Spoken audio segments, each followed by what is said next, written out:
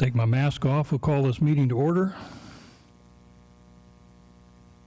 This is the January 13th, 2021 regular meeting of the Schertz Planning and Zoning Commission. Item 1 was the call to order. Item 2, seat alternates, is not required this evening. Item number 3, hearing of residents. I don't see any, so I assume nobody signed up, right? All right, item number 4 is the consent agenda, and we have a single item on there this evening. The minutes for the December 9th, 2020 regular meeting. Do we need to pull that for discussion? If not, do we have a motion? A motion that we accept the agenda as written.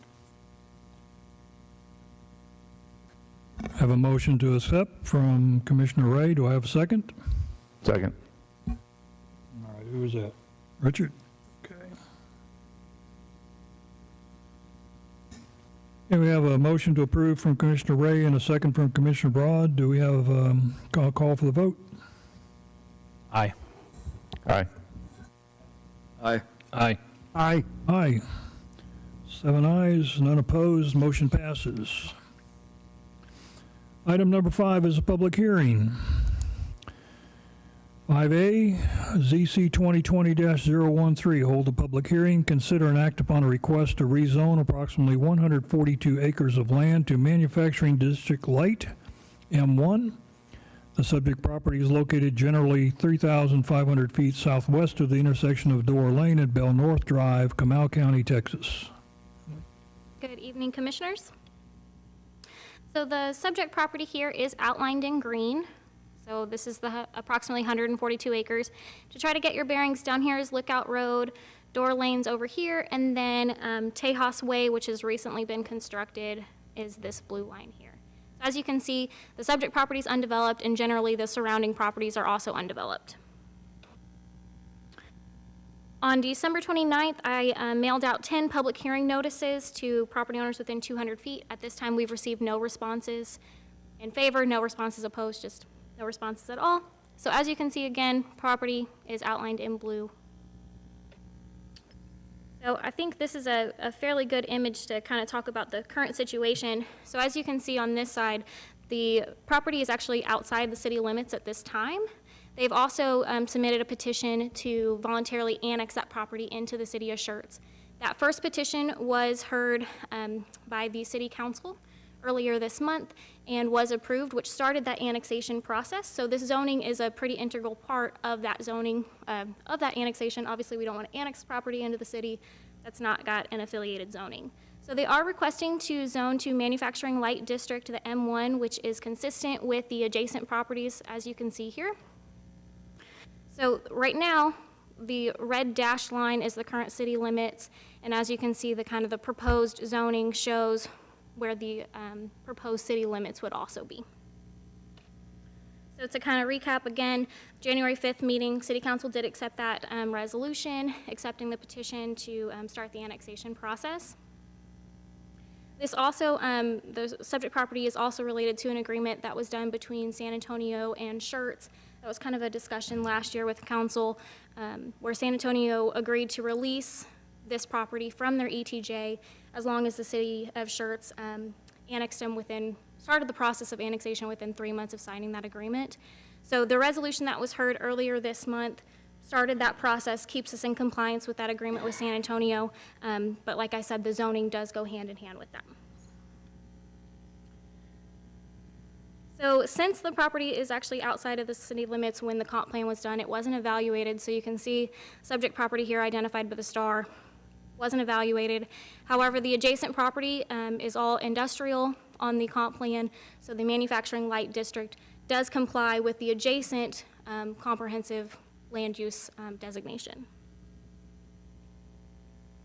So again, this is just the zoning map again that GIS put together for us.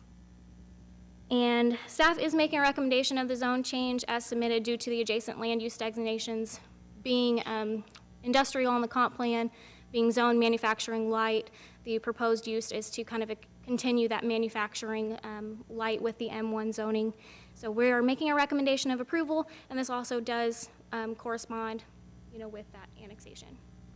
And then we do have Adrian, our Economic Development Director, is present representing the project if there's any questions for that side. Very good, thank you. All right, this is a public hearing, so at this time we'll open the floor. Once again, I don't see anyone in the audience. Did we receive any, no email input? Okay, no one wants to address this issue. Okay, we'll dispense with the public input portion, and commissioners, comments, questions?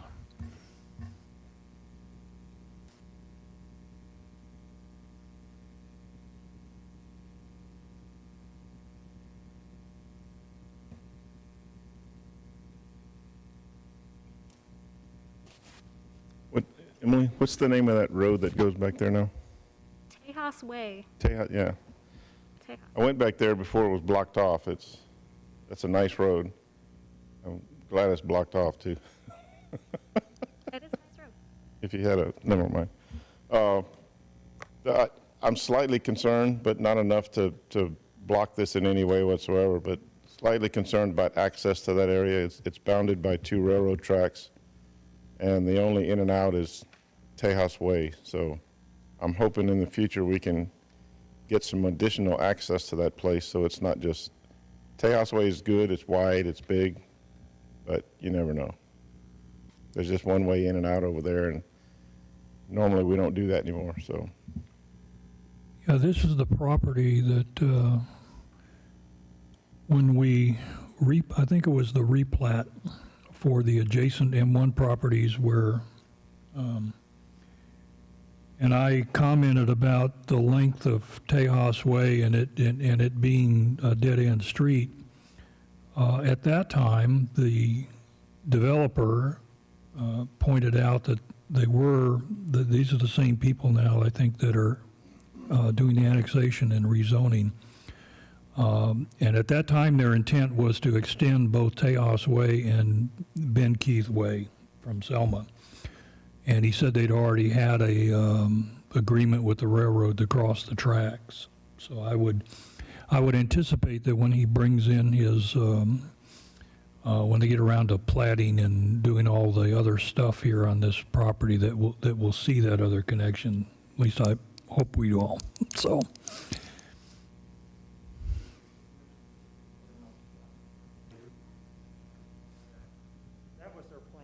Had some challenges there, so they're still working it. But yeah, whether it's make that connection or a series of drives getting you back, we are actively working on the access stuff. All right, thank you, sir.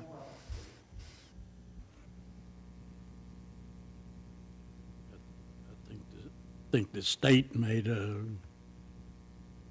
proposal or whatever that there would be no more at-grade crossings. It either has to be a flyover or underground. Anyway. No comment.